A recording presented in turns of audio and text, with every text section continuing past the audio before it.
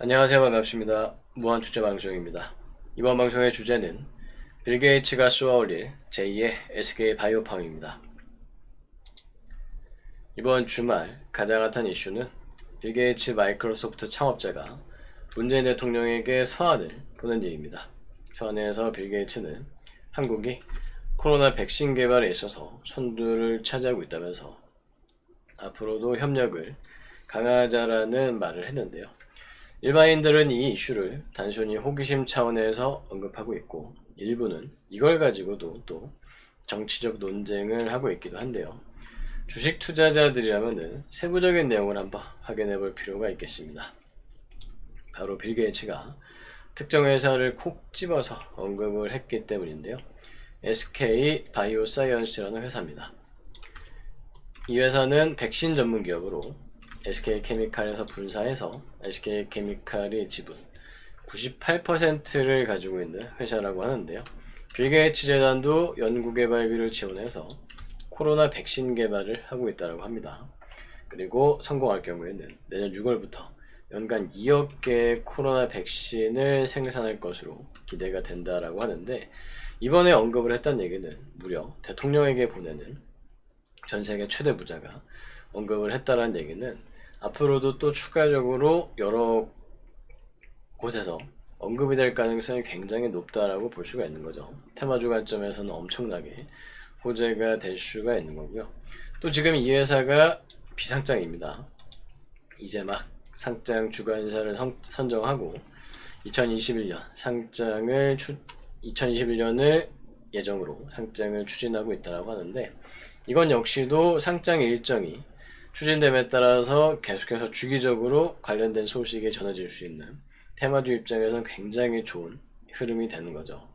그래서 앞으로 오늘 방송의 제목처럼 제2의 SK 바이오팜처럼 시장의 주목을 받고 상장 이후 급등까지도 기대를 해볼 수 있는데, 투자 관점에서는 공모주 성약 등 2021년 이후의 관점에서 접근을 해볼 수가 있겠습니다만, 매매 관점에서는 그 전에 수혜를 받을 수 있는 테마주로 엮일 수 있는 종목들도 한번 관심을 가져볼 수가 있겠습니다.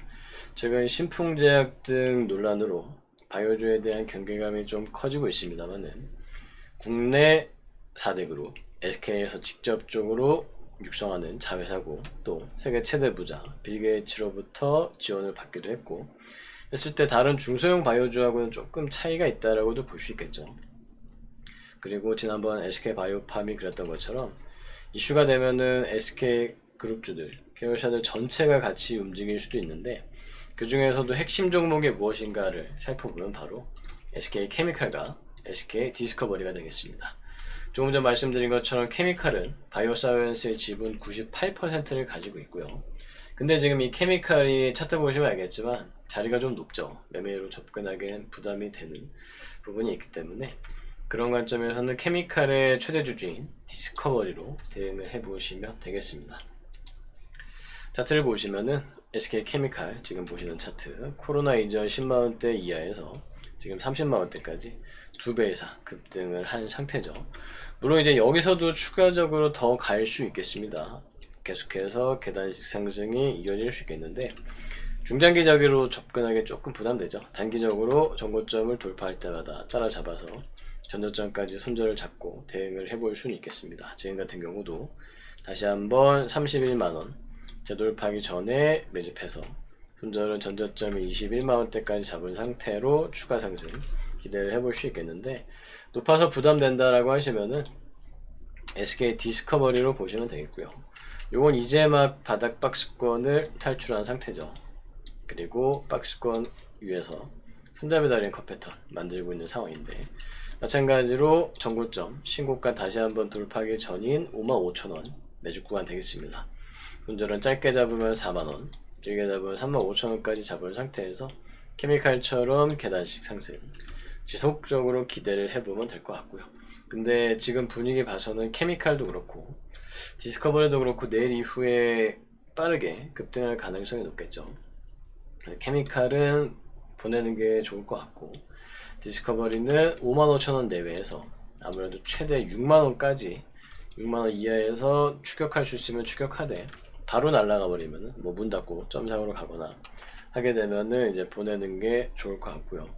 조금 아쉬우신 분들은 SK 바이오팜을 같이 한번 보시면 될 것 같습니다. 이것도 최초 상장 이후에 좀 많이 오르긴 했어요. 근데 여전히 차분하게 조정을 좀 잘 거치고 있는 상황이고요.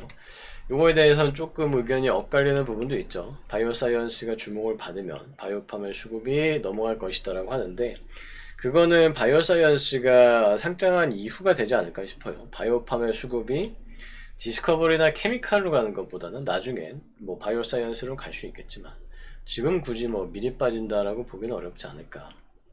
물론 이제 뭐 테마주 매매하는 관점에서는 일시적으로 먼저 이동을 할 수도 있는데, 어쨌든 가게 되면은 같이 갈 가능성이 높거든요. 그래서 오히려 이 케미칼이나 디스커버리가 좀 빠르게 움직여서 제대로 대응하기가 어렵다면은 그 전에 바이오팜이 천천히 지금처럼 조정을 거칠 때를 분할 매집 구간으로 보시고요.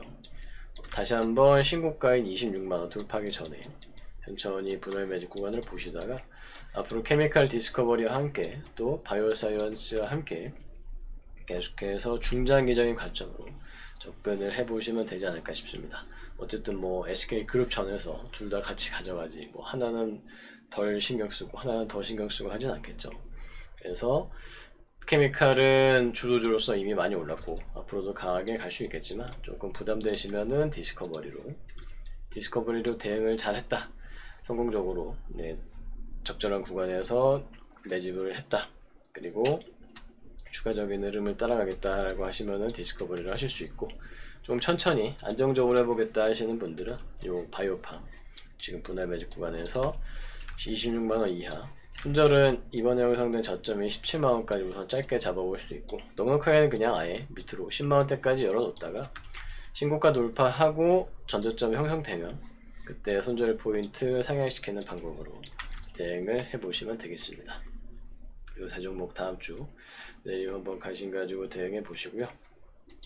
자, 앞으로 중장기 투자 관점에서도 SK그룹주에서 제약바이오 지금 본격적으로 좀 육성을 하고 있으니까, 상장 이후에도 SK바이오팜과 함께 계속해서 한번 관심을 가져보시기 바라고, 빌 게이츠가 앞으로도 또 언급을 할 가능성도 기대해 보고요.